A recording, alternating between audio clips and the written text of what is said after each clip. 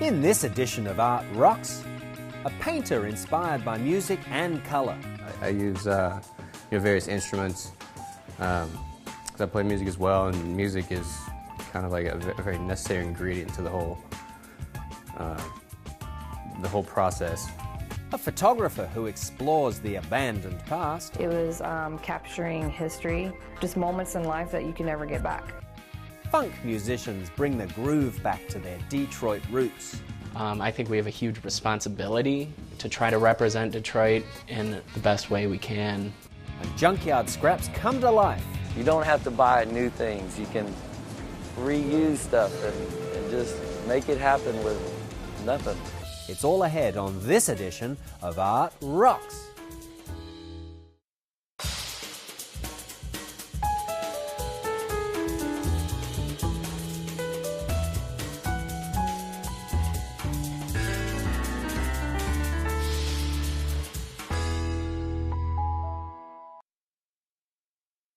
Art Rocks is made possible by the Foundation for Excellence in Louisiana Public Broadcasting and by viewers like you. Hello, I'm James Fox Smith, publisher of Country Roads magazine, and this is Art Rocks. In our first segment today, we'll meet TJ Black, a self-taught artist and musician. Black spends most of his time in New Orleans and Baton Rouge, contributing to an active art scene with his vibrant, colour-driven pop creations. Let's take a look. I'm TJ Black. I am from, let's say, Lafayette, Louisiana. That's where I was born, but now I live in New Orleans, Louisiana. I work in the medium of acrylic and mixed media on wood for the most part. So I like to incorporate, I like the free aspect and then the turning it around into something nice, you know, that actually is, you know, something that people want to hang on their wall, you know. The themes are kind of like tools in the toolbox, you know, I can pull them at any time. You know, I use the rooster a lot. I just, for some reason, I've always been drawn to roosters. I guess it kind of reminds me of old blues covers, like, you know, slice of Americana, maybe here and there. So I throw those in there a lot. I use various instruments because I play music as well, and music is kind of like a very necessary ingredient to the whole process. I do a lot of celebrities, musicians, comedians, bands. You know, I have, you know, people that want paintings of a certain person, Bill Murray or Lucy, you know, or you know, Twiggy, whoever, you know. And so I enjoy those paintings as well because it kind of gets me into this pop art mode where you know, the paintings just kind of seem to bounce off the walls when we do them, you know. I think my art is for the most part fun. I think it, you know, whether it really is trying to convey a message or not, sometimes I'll you know, try to maybe kind of put a little bit of my thoughts on a particular subject in there as well. But it's not always so. Sometimes it's just you know, just a fun, colorful piece, whether it has any subject matter or not. It could be completely abstract, but you know, I think art is one of those things that, which is what I've always loved about it. One of those things that you know instantly when you see a painting, whether you love it or not. You know, or if you're affected by it. It doesn't take, in my opinion, it doesn't take you know, you really dissect it, and it's an instant thing. You know, you see it, and you're drawn to it, and you go, wow, that's, you know, I love this, you know, or I don't like it, you know, but it's instant, and I like that about it. Art, to me, is, I mean, to me, I couldn't imagine a world without it. It's an important ingredient in our lives. It's something that I think more funding should be allocated, you know, to the arts. It's something that I think is a little more important than everybody else seems to think it is. It's something I would imagine that you know, everybody has their little, or I would think everybody has their little way of escaping, you know. This is mine, but you know, whatever it is, I think that, you know, it's just important to have that some form of expression, because you know, you can't keep it inside, you know.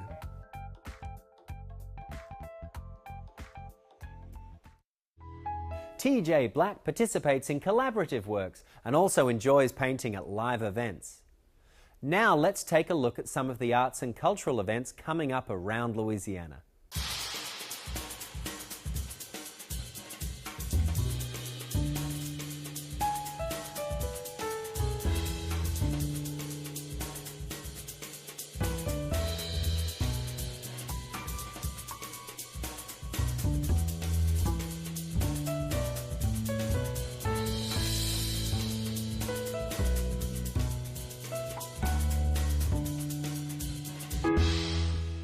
For more information on these events, visit our website at lpb.org/artrocks.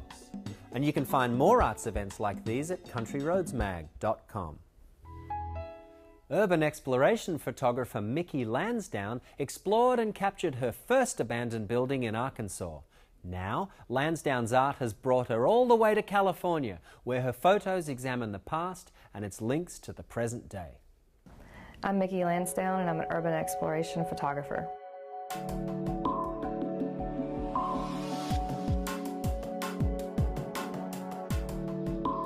I've always been fascinated with photography.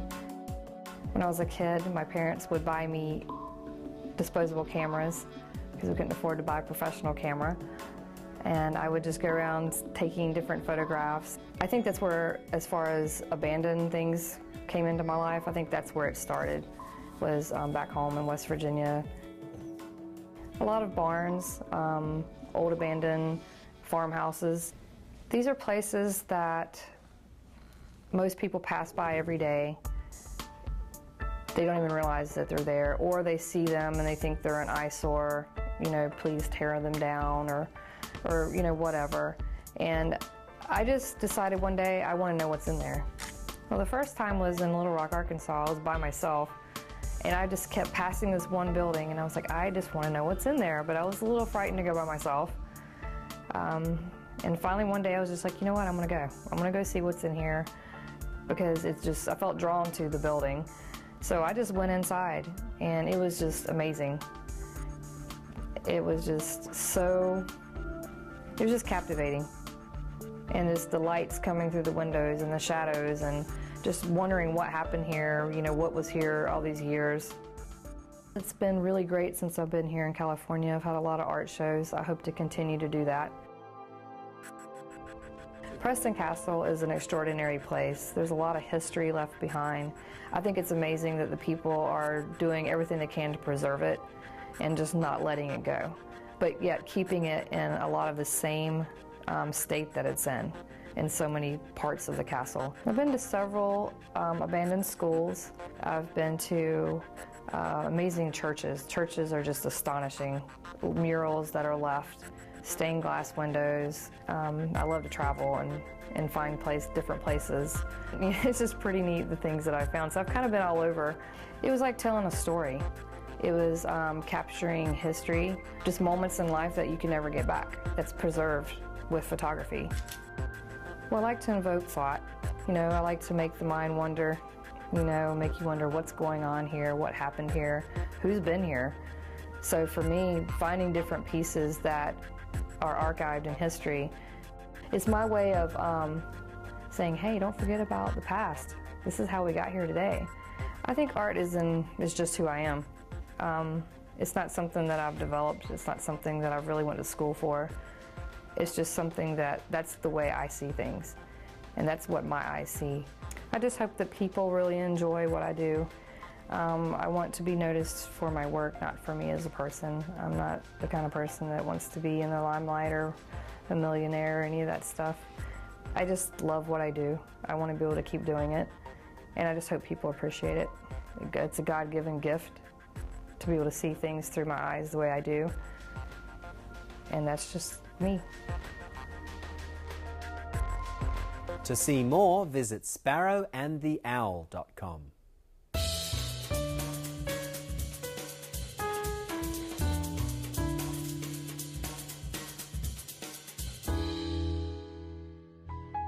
The Third Coast Kings have grooved to the core.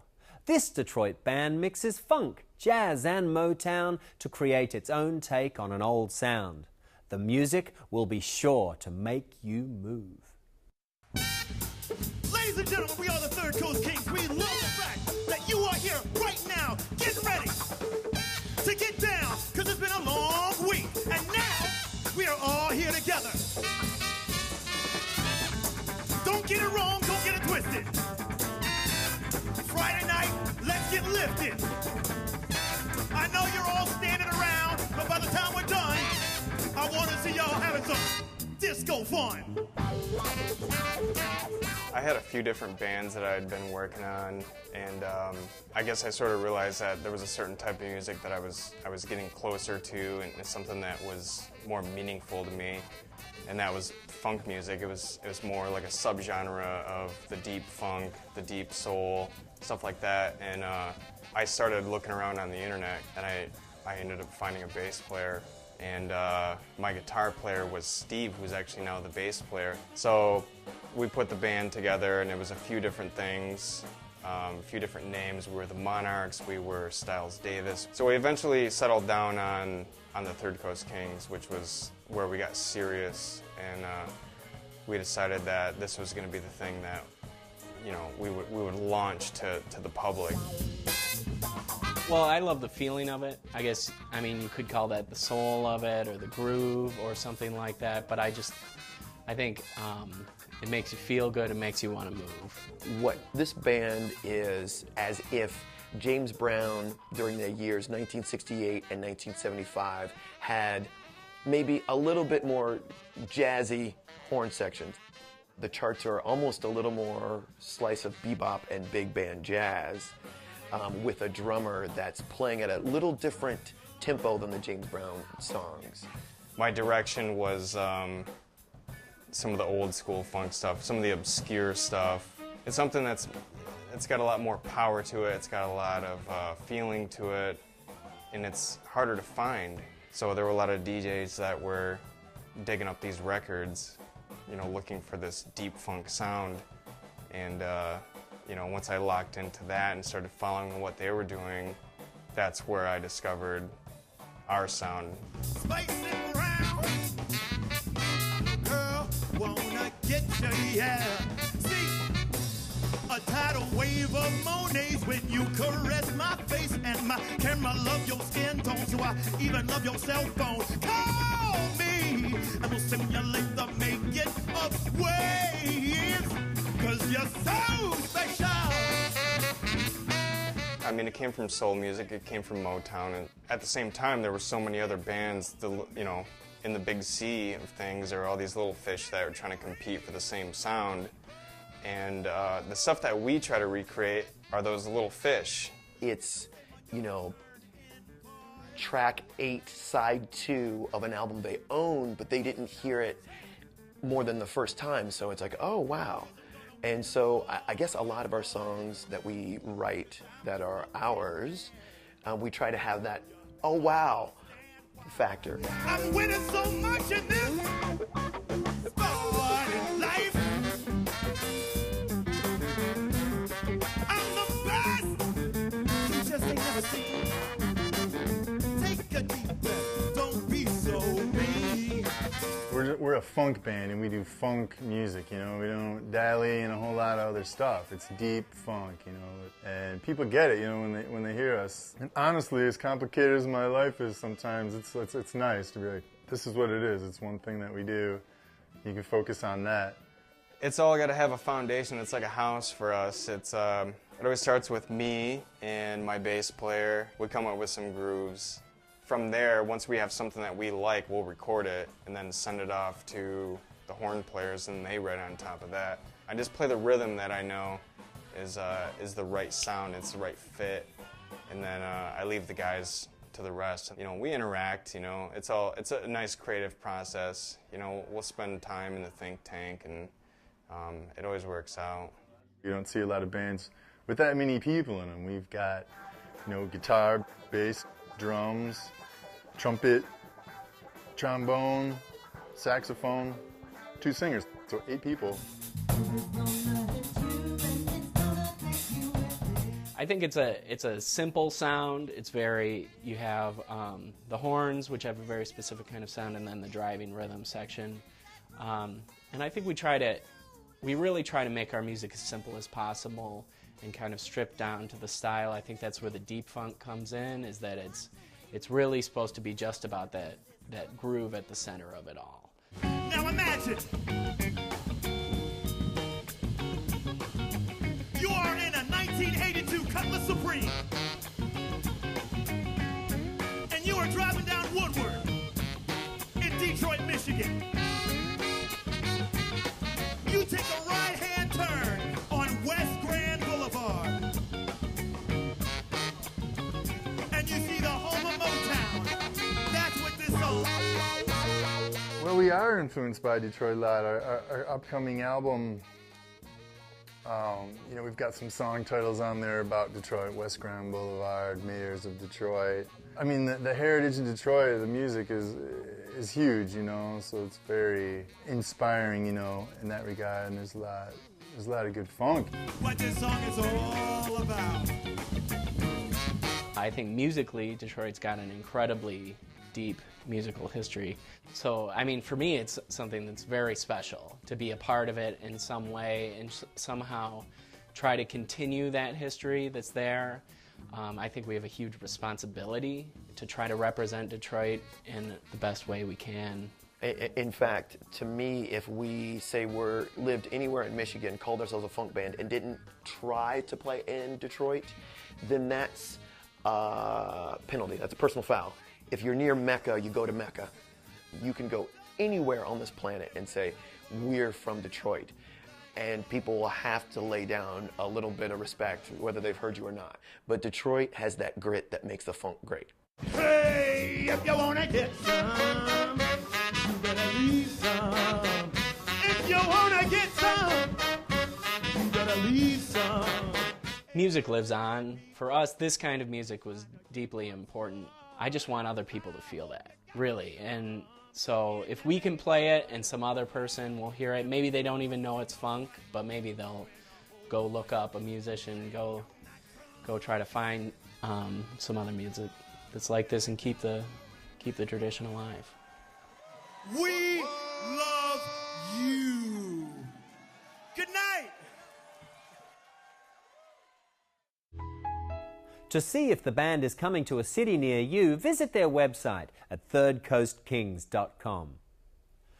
Each week on Art Rocks, we celebrate and learn about Louisiana's treasures, an artistic or cultural element with a unique connection to Louisiana. This week, we'll hear about Zydeco music. Zydeco is a roots music style of southwest Louisiana.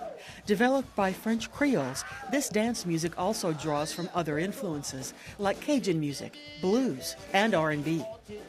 The name comes from the French phrase, les haricots sont pas salés.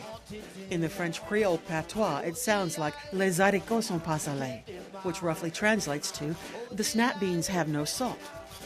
Another meaning of the phrase is, I don't have any spicy news for you. Zydeco music is a genre distinct from Cajun music. The instrumentation is different in that Zydeco music does not commonly include a fiddle, and the accordion can be a diatonic or button-style instrument or a keyboard style. One common feature of Zydeco music is the modified washboard as a percussion device. It's also called a frottoir. The music first became popular entertainment at house dances, then at nightclubs throughout South Louisiana, beginning in the 1950s. The most well-known Zydeco star, Clifton Chenier, the self-proclaimed king of Zydeco, played the club circuit and through his recordings was heard on local radio stations. Other notable performers, like Boozoo Chavis, John Delafosse, and Rockin' Doopsie, contributed their own songs and style to the catalog of Zydeco music. Dancing to Zydeco music is still popular today, but it's another generation playing and singing the familiar tunes, many times the very sons of those early pioneers.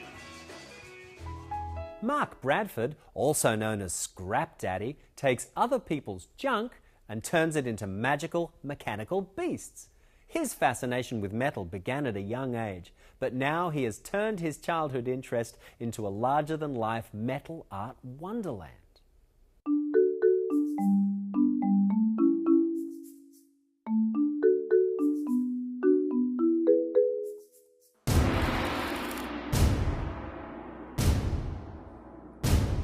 My name is Mark Bradford. I also go by the name Scrapdaddy because I like to go around to Houston scrapyards and collect things. My great-grandfather was an inventor in Louisiana, and growing up, I saw this big steel plant. I mean, it's like they forged these big, giant Hendrix dragline buckets inside of this big warehouse that I never got to go in. And I was like, oh my God, how do they do that? I was a bicycle courier in downtown Houston, and there's that big triangular Moreau sculpture, and I was like, I don't want to be a bicycle courier all my life. I took 4 years of welding, and I took all different kind of TIG, MIG, all kind of heliarc, all kind of weird, crazy things to learn how to put metal together, and then, you know, that's the first step. And then it was a lot of, ever since it's been trial by error. Nicole's like, why do you keep working on this thing? I worked on this thing for a long time. I work with what I got, and like, I've had some critics say, Mark, that's ugly. Oh, yeah. And I'm like, but I had barbed wire, you know, what am I going to do with it? I mean, it's ugly because that's what I had to work with. You like it? It's impressive. Come on, baby. Yay.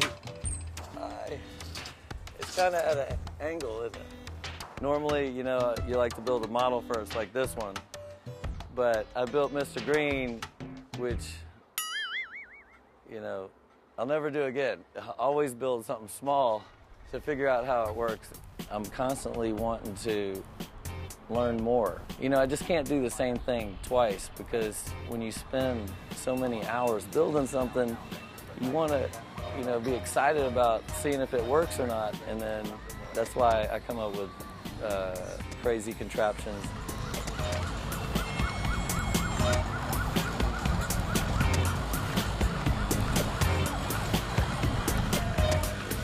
This is my art car. A lot of art car artists in Houston have vehicles that they drive.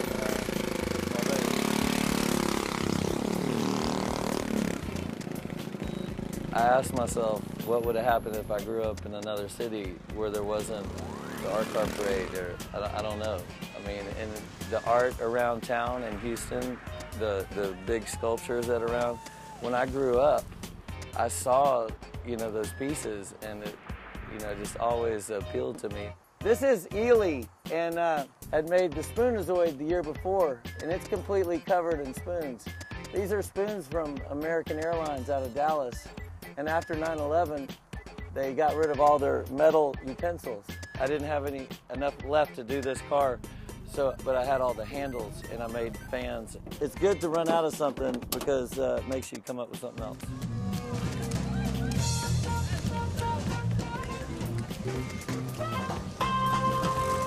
But it feels good to be back up here. And you know, I have dreams, you know, of getting everything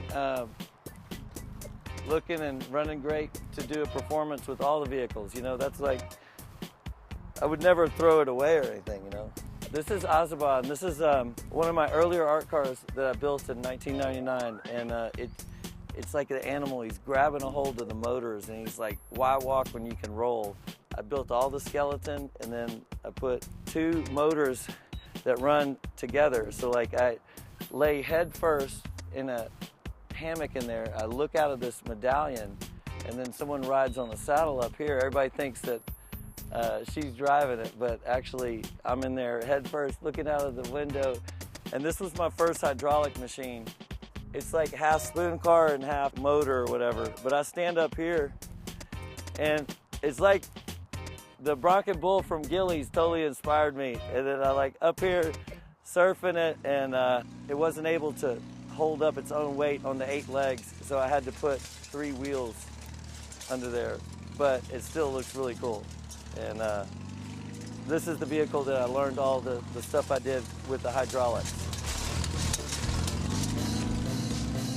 You know, I want my work to survive time, and people to enjoy it. I mean, that's the main thing, is like to make something and see people smile and like it. You have to work with what you got. That's my motto. You don't have to buy new things. You can reuse stuff and just make it happen with nothing.